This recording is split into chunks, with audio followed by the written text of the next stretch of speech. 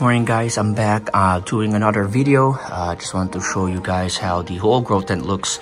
I just turned on the misting for like 15 seconds, so it's a bit moist.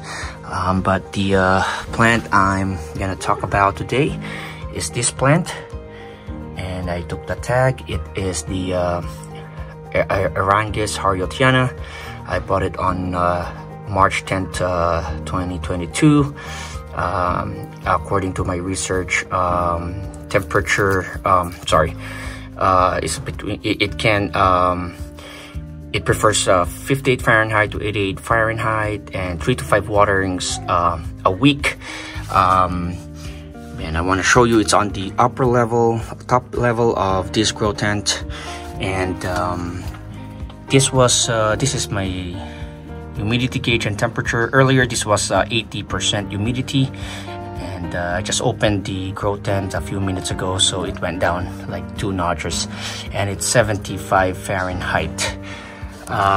This orchid I purchased from Orchids by Hauserman. I did a unboxing, and I'll show you a picture of how I receive it. And I just added a few more because when it came in, there's no sphagnum moss in this area, so I just added more to give it more humidity when I water it. I'm glad this is I think my first order from Orchids by Hauserman, and I was really fascinated by Aerangis, and but it seems like they are not as common. In Andes orchids, they only have the rhodostica, but kind of not really expensive. It's like in the $20 mark.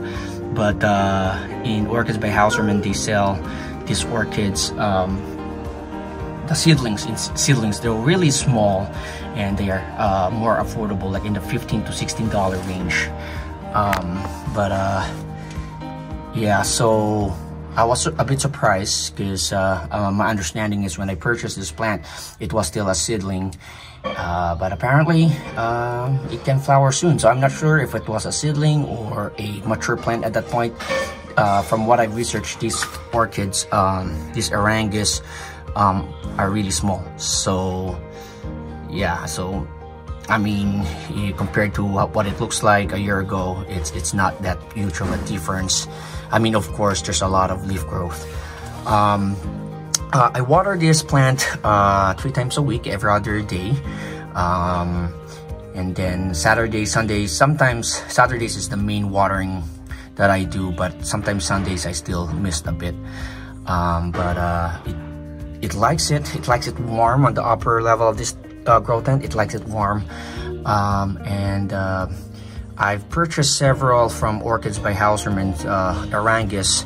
So I had this Aerangis Mysticidae. Actually, this is, I don't know if I murdered that name. I'm pretty sure I did, but this is the first Aerangis that I got fascinated to, and I found out there's several species. This one is the most recent purchase. The punctata, another Aerangis punctata, also from Orchids by Hauserman. This is a miniature, really small Aerangis, and then the last is the Aerangis Lucio alba rhodostica, also from I purchased these 3 at the same time, and this was just last year. Last year I think this was December, so just December. Yeah, most of these are from Africa. Aerangis are mostly from Africa, and I say mostly is because I don't know if there's others that are found in other continents or countries. But from what I understand, this is from the Comoros Islands, and yeah, from what I've read, they do prefer warmer temperatures, and I'm glad this guy has responded by blooming. Let's do a close-up. I will take more macro shots, and I'll show it in this video. That will be better, but let's see if we can get a better look here. So from the when I did my research online, I fell in love with this plant because, again, they're really small, and once mature, they produce several several spikes. And in this case, this is the first ever spike it did, and I already have 3, so really cool. And just for scale, I'll put a 25 or a quarter there, $1, and you can see how small this plant is. Really small. I mean, the punctata is even smaller, just to compare here. So really small. And yeah, so let me do another.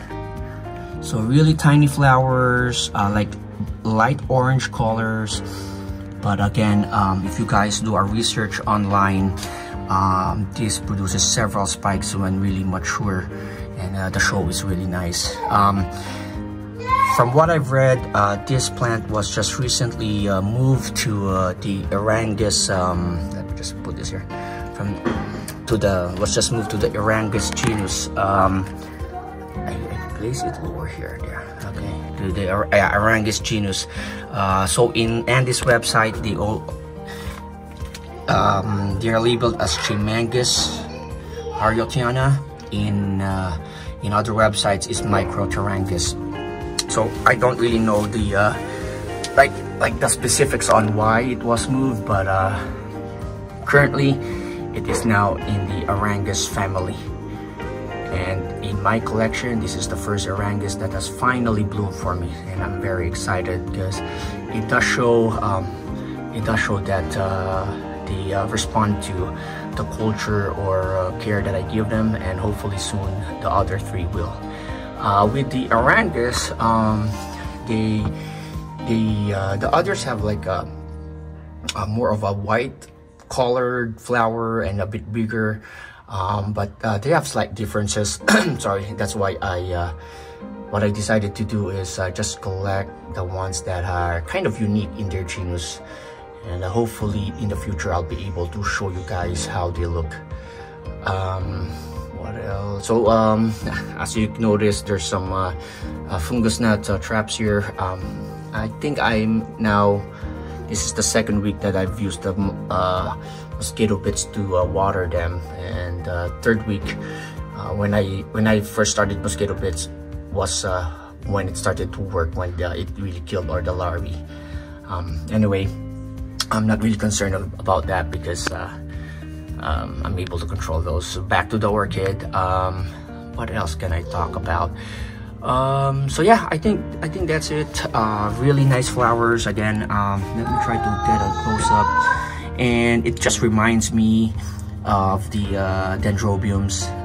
I had the dendrobium anosmum when I was in the Philippines, and they have like canes, and it's really cute because this looks like miniature dendrobium canes. And yeah, so really cool.